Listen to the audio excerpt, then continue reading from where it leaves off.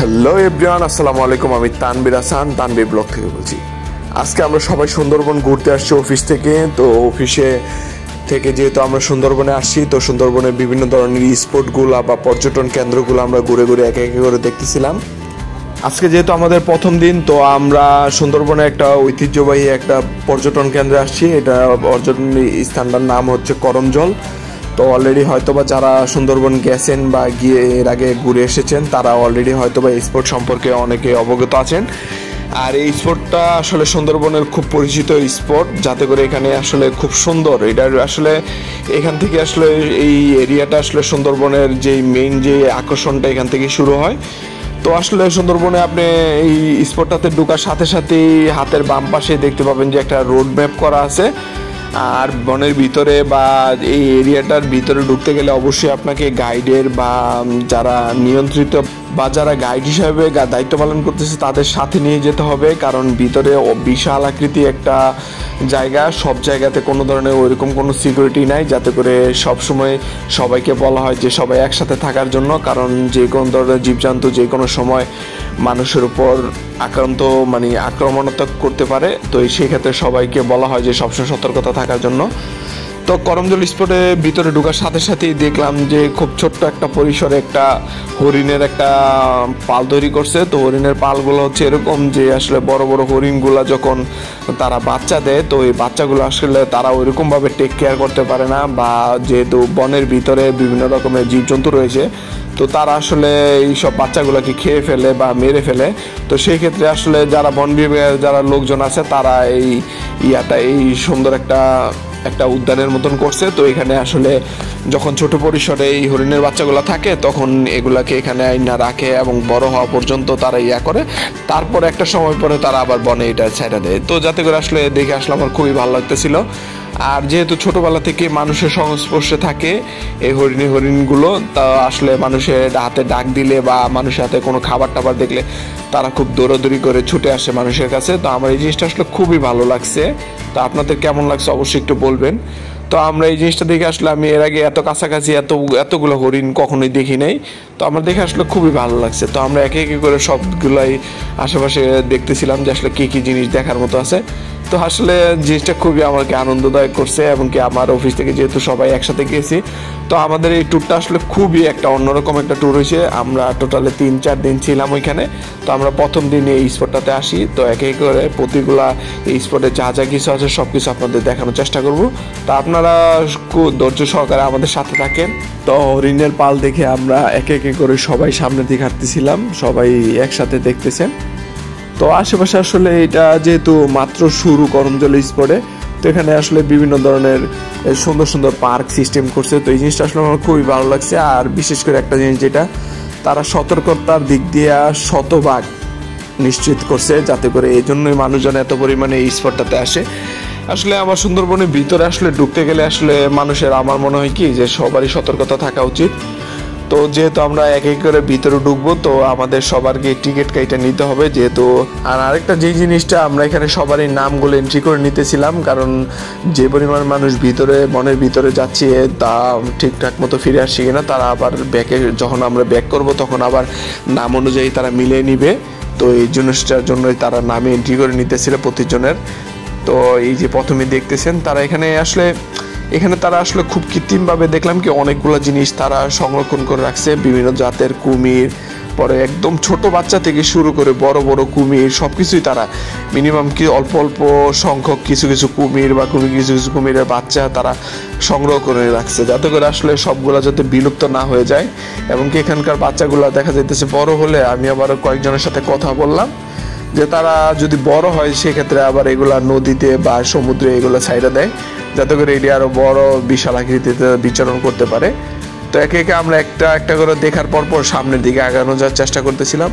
তো এই যে দেখতেছেন যে ডান পাশে একটা বিশাল আকৃতি একটা পুকুরের মতন বা একটা মতো বিলের মতো, তো এটাতে আসলে খুবই ভয়ানক। এটাতে আসলে কয়েকটা কুমির আছে, যেটা কিনা প্রায় সময় দেখা যায় কি একেবারে মাটির উপরিভাগে চলে আসে। তো ওনারা গাইডটা প্রায় সময় এই জিনিসটা বলতেছিল যে এখানে যে কুমিরগুলো আছে এটি বিশাল আকৃতির, এটা আসলে খুব ভয়ানক। তো এই জন্য আসলে চারিদিক দিয়া ইটের বেড়া দেওয়া দিয়েছে। সুন্দরবনের গাইডরা যারা যারা আমাদেরকে সাথে গিয়েছিল তারা শুরুতে আমাকে যে আমাদের সবাইকে কিছু কিছু নিয়মাবর্তী বা নির্দেশনা বলে দিচ্ছিল যাতে আমরা সবাই একসাথে থাকি, বা কোনো ধরনের সমস্যা হলে যাতে আমরা তাদেরকে জানাই এবং কি তারা বিভিন্ন ধরনের সহযোগিতা করার শতভাগ চেষ্টা করবে। এছাড়াও যে কোনো ধরনের সমস্যাতেই তাদের ইনফর্ম করা। যেহেতু এখানে আসলে ওইরকমভাবে দেখলাম একটা জিনিস যে মোবাইলের ওইরকম কোনো নেটওয়ার্ক এখানে কাজ করে না, কারণ একটা দেখতেছেন অলরেডি হয়তো বা আপনারা ক্যামেরার মাধ্যমে যে আসলে এটা একটা বিশাল গহীন একটা বন। আসলে আপনারা হয়তো বা অনেকে জানেন বা ইউটিউবে সার্চ দিলে এই জিনিসটা দেখতে পারবেন যে আসলে ম্যানগ্রোভ বনের ভিতরে সুন্দরবনটা হচ্ছে বিশাল আকৃতির, এটা বিশাল বড়। এটা আসলে ঘুরে দেখা আমার মনে হয় না কারো পক্ষে সম্ভব। আমার মনে হয় না 2-4 মাসে বা 6 মাসে এটা সম্পূর্ণটা ঘুরে দেখা সম্ভব। আর কিছু কিছু জায়গা আছে খুবই ভয়ানক। তো আমরা যখন এই যে বনের ভিতরে ঢুকতেছিলাম তো অনেক দেখতেছিলাম গাছের ভিতরে বানর, পশু পাখি আর অনেক কিছু দেখতেছিলাম। তো তারা সবসময় আমাদের গাইডটা সতর্ক করতেছিল যে আসলে আমরা যাতে খুব নিরিবিলি যাতে হাঁটাচলা করি। আর প্রতিটা স্পটেই দেখলাম কি যে তাদের অন্যরকম একটা গাইডের ব্যবস্থা রয়েছে যাতে মানুষদের যাতে কোনো ধরনের কোনো অসুবিধা না হয়। তো সেক্ষেত্রে এই যে আমরা একটু সামনে আইসা দেখলাম যে আসলে বিশাল বড় একটা ওয়াচ টাওয়ার। তো এই ওয়াচ টাওয়ারে আসলে সবাই উঠতেছে, ওইটা আসলে সুন্দরবনের অনেকটা অংশই এটা এই উপর থেকে দেখা যায়। তো এই জন্য আসলে এটা করা মূল উদ্দেশ্য। আর যেহেতু যারা যারা প্রকৃতিপ্রেমী আছে তারা এখানে গেলে অবশ্যই তাদের খুব পছন্দ হবে আমার কাছে মনে হয়েছে। আর আমার কাছে এই ট্যুরটা আসলে খুবই ভালো লাগছে। আর সুন্দরবন আসলে আরেকটা জিনিস যেটা প্রতি বছরই আমাদের উচিত আসলে নতুন একটা প্লেসে বা নতুন একটা জায়গাতে ঘোরা। তো এটা আসলে জীবনের অভিজ্ঞতা অনেকটা বৃদ্ধি করে। তো আমি উপরে উঠে আসলে চারপাশের দিকটা বা চারপাশের সাইডটা দেখার খুব চেষ্টা করতেছিলাম। তো আসলে দেখলাম কি যে আসলে চারপাশে এত পরিমাণে গাছপালা, তো আমার আসলে যারা আসলে প্রকৃতিপ্রেমী তাদের আসলে খুবই ভালো লাগবে। তো এই যে আমার শ্রদ্ধেয়ভাজন স্যার উনিও আসলে আমার সাথে মানে হেঁটে উঠতেছে। তো যেহেতু আসলে প্রায় 6-7 তলা হবে, তো আসলে আমার এটা গণা হয় নাই, তো আমার দেখে মনে হচ্ছে 6-7 তলা হবে। তো এটা আসলে অনেক উঁচু, আসলে ওপর থেকে এই যে ভিউটা দেখতেছেন।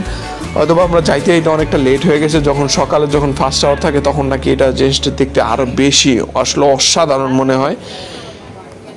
সুন্দরবনের এই অংশটাতে না গেলে আসলে আমি বুঝতামই না যে আসলে প্রকৃতির প্রতি মানুষের যে কতটুকু ভালোবাসা বা কাজ করে। আর আমাদের আসলে এত পরিমাণে পশু পাখি এত পরিমাণে দেখতেছিলাম যে আসলে এগুলো আসলে আমরা এখানে না গেলে আসলে কোনোভাবে দেখাও সম্ভব না, আসলে জানতামও না। যেটা আমি অনেক কিছু ইউটিউবে বা নেটে দেখছি, এরকম জিনিসও আমি অনেক পশু পাখি দেখছি এখানে। আর এখানে আসলে দেখলাম যে অনেক রকমের গাছপালা রয়েছে। তাছাড়াও আসলে ভিতরে আমরা অনেকক্ষণ হাঁটতে হাঁটতে প্রায় আমরা মোটামুটি অনেকটা ক্লান্ত হয়ে গেছি, যেহেতু এরিয়াটা বিশাল আকৃতি। তো আমরা মোটামুটি অনেকটা জায়গায় ঘুরতে আমরা এক পাশ দিয়ে ঢুকে আরেক পাশ দিয়ে বের হওয়ার চেষ্টা করছি। তো আসলে দেখলাম যে আসলে গাইডটা বলতেছে যে এটা অনেক বিশাল একটা তো আপনারা এতটুকু হাঁটা আসলে সম্ভব না। সর্বোপরি আমরা যতটুকু জায়গায় ঘুরছি আমাদের কাছে অসাধারণ লাগছে। আসলে যেহেতু এর আগে কখনো যাইনি, আসলে নিজের ভিতরে একটা কিউরিওসিটি কাজ করতেছিল। তো সেই নিয়ে আসলে আমাদের সবারকে এই প্লেসটাতে যাওয়া। তো আপনারা যদি ওই সুন্দরবন যান অবশ্যই আমি আপনাদের কাছে রিকোয়েস্ট করব যে আপনারা অবশ্যই করমজলে এই স্পটটাতে যাবেন। আসলে দেখে আমার মনে হয় খুবই ভালো লাগবে। কিন্তু এখানে আরেকটা জিনিস যেটা এই যে এখানে লঞ্চ যে ঘাটটা রয়েছে এটা আসলে আমার কাছে খুবই বিপজ্জনক মনে হয়েছে। তো এখানে চাইলে তারা আর একটু ব্যবস্থা রাখতে পারতো, কারণ এখানে লঞ্চ থেকে নামার যে জায়গাটা এই জায়গাটা আসলে পানির যখন স্রোত আসে তো এই জায়গাটা আসলে খুবই মানে পিচ্ছিল বা হয়ে থাকে। তো আসলে ওঠা নামার ক্ষেত্রে আসলে খুবই বিপজ্জনক। কিন্তু আসলে এটা তাদের কোনো হাত নাই, কারণ তারা বারবার এটা ঠিক করার পর এই জিনিসটা হয়েই যায়। দেখেন যখন এটার পানিটা বাইরে যায় তখন এই সমস্যাটা সৃষ্টি হয়। এখন আমরা মোটামুটি সবাই এই স্পটটাতে ঘুরে এখন আমরা আবার আরেকটা নতুন একটা স্পটে যাইতেছি। ওইটা হয়তো বা আমি আপনাদের অন্য কোনো ভিডিওতে দেখিয়ে দিব। তো আজকে এই স্পটটা নিয়ে একটাই ভিডিও করলাম। তো আপনাদের ভিডিওটা কেমন লাগছে অবশ্যই কমেন্টস করে জানিয়ে যাবেন।